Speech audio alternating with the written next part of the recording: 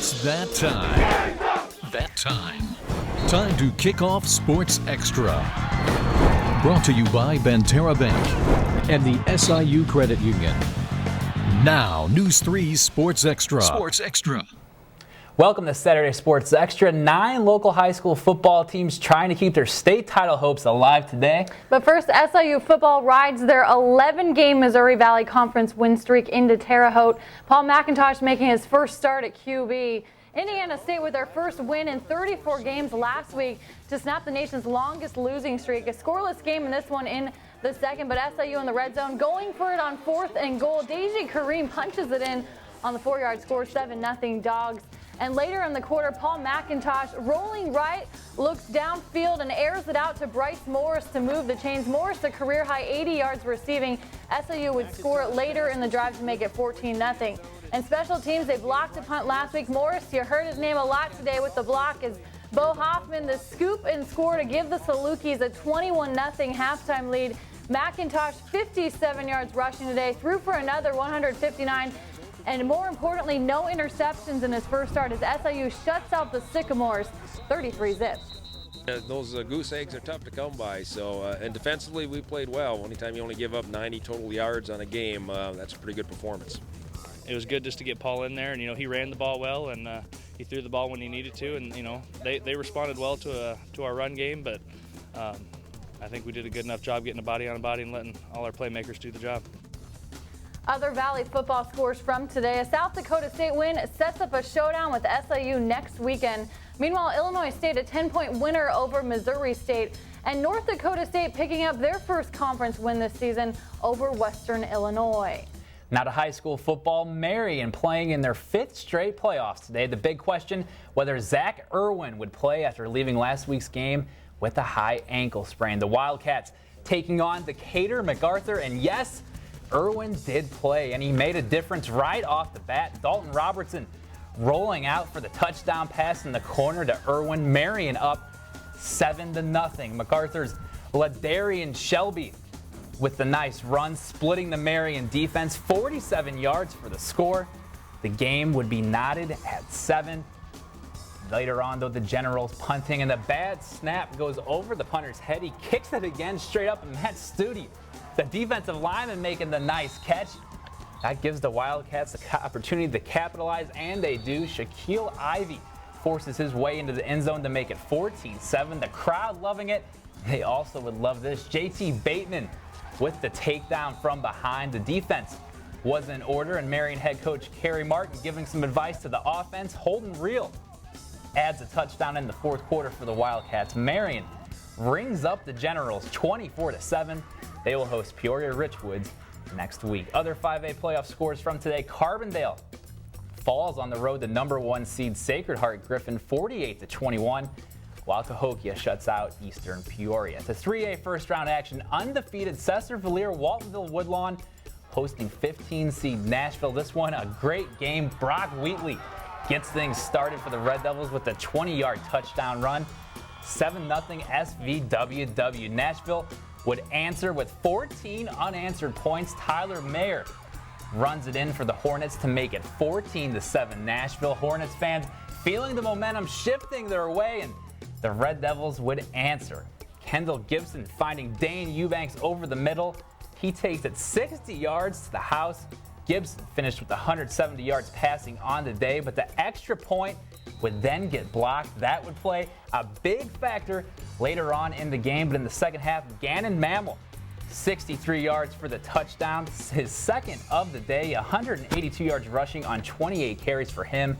Nashville up 8. In the 4th quarter, SVWW's Wheatley plunges in to cut the lead to 2.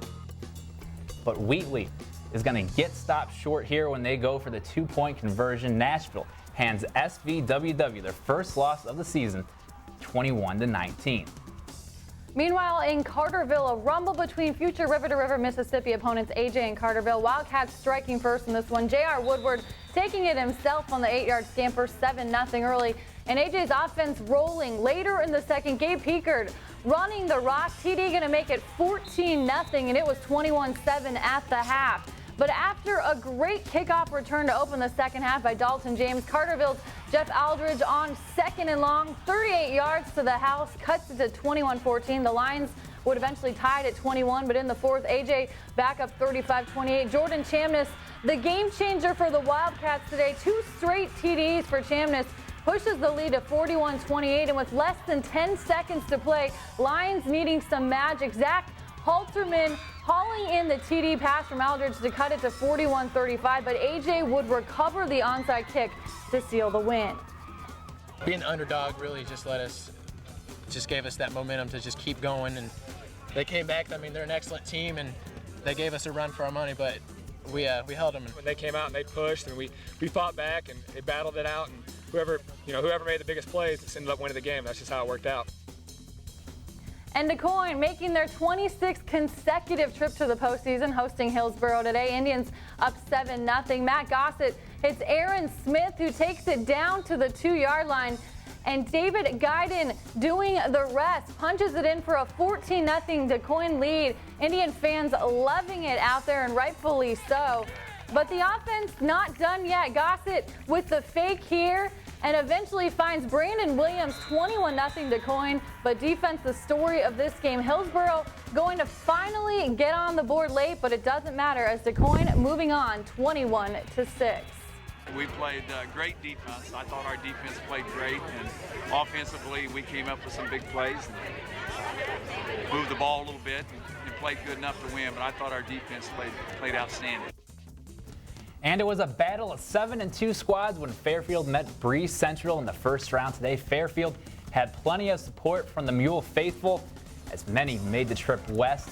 You start things off right here. Matt Brown, the senior, going up the middle, drives his way in for the first score of the game. And the next Fairfield drive, the Mules with some trickery. Brown on the pitch. He's going to throw it to his buddy Jordan Brown, who comes up with the nice catch. Then backup quarterback Henry Simmers has to come in after starter Andrew Atterbury dislocates his finger. Simmers hits Scylla and Sarles on the slant, keeping the drive alive. And after having his finger pop back into place, Atterbury is going to keep it on the option, scoring a touchdown. Fairfield goes on the road and takes care of business, blanking the Cougars 30-0. In some 4A scores, Mount Carmel moving on with a 31-25 win over Mahomet Seymour, while Harrisburg gets shut out by Quincy Notre Dame. Chester Yellow Jackets hosting the Redbud Musketeers. Both teams coming into this game with 7-2 records as well. We start things off in the first quarter. The Musketeers' first possession, and first and goal. Quarterback Jake Hoffman would keep it to get the Musketeers on the board first. 7-0. The Chester would answer. Zach Lockhead would connect with Justin Woodward for the score. 2-point conversion was good. The Yellow Jackets up 8-7. Late in the first half, Hoffman would hit Alex Fegley. Fegley will take it 72 yards for the score. Redbud up 19-8 at the break. But now we start off in the third quarter. Chester would fumble the ball. Redbud would then recover. Next possession, Mitchell Cleveland would run it in for 67 yards. The Musketeers go on to win. They end Redbud's season winning 40-16. Just how it is, and sometimes you get beat. They were the better team today. They did a nice job, but it doesn't make me any less proud of our kids, and I hope that our kids can hang their heads high once the initial kind of sadness wears off from the game. And we just reload next year, and we'll be in the weight room very soon and get ready to move into the Black Diamond. We're very excited about it. And Johnston City's season coming to an end with a loss to Petersburg PORTA 47-12. High school volleyball regionals. Marion falls in 3 to Waterloo in 3A action. In 2A, Murfreesboro wins the Quoin Regional and picks up their 32nd win of the season over Heron to tie a school record. At McLeansboro, Benton takes down Johnston City 25-14, 25-16. Also in 2A, Fairfield sweeping Mount Carmel in 2. And finally in 1A, Eldorado wins their first regional title in 21 years, and Trico taking out Steelville in 3 to win the Campbell Hill Regional. Cross-country girls sectional today. Mount Vernon's Margot Richardson runs away with the Decatur sectional. The Rams finished third as a team to qualify for state, while Carbondale's Lacey Gibson individually qualifies for state. And in 1A, Allie Eggemeyer paces Sparta to a second-place team finish with her fourth-place showing, while Benton's Caitlin Shutt and Nashville's Brandy Malik individually qualify for state. To boys cross country, Nashville's Kiefer, Heiman, and Benton's Dylan Hartley capture 4th and 5th place to individually qualify for state. The Sparta boys also qualify in the team race.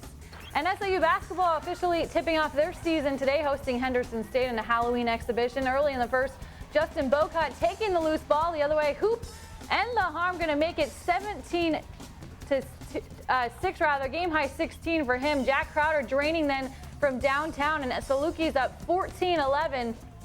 But Anthony Booker turning up the D later in this game. The steal gets it ahead to Josh Freeman for the finish. Salukis cruise today to the 82-55 win. Up next for the Dogs, Southern Indiana. And World Series info tonight. Series currently tied at 1. It's the Yankees up 6-4 right now in the 7th. So we'll see what happens there. And don't forget that we'll have NASCAR coverage right here on ABC tomorrow starting at 11. But that's going to do it for us right now tonight on Saturday Sports Extra. CSI is up next.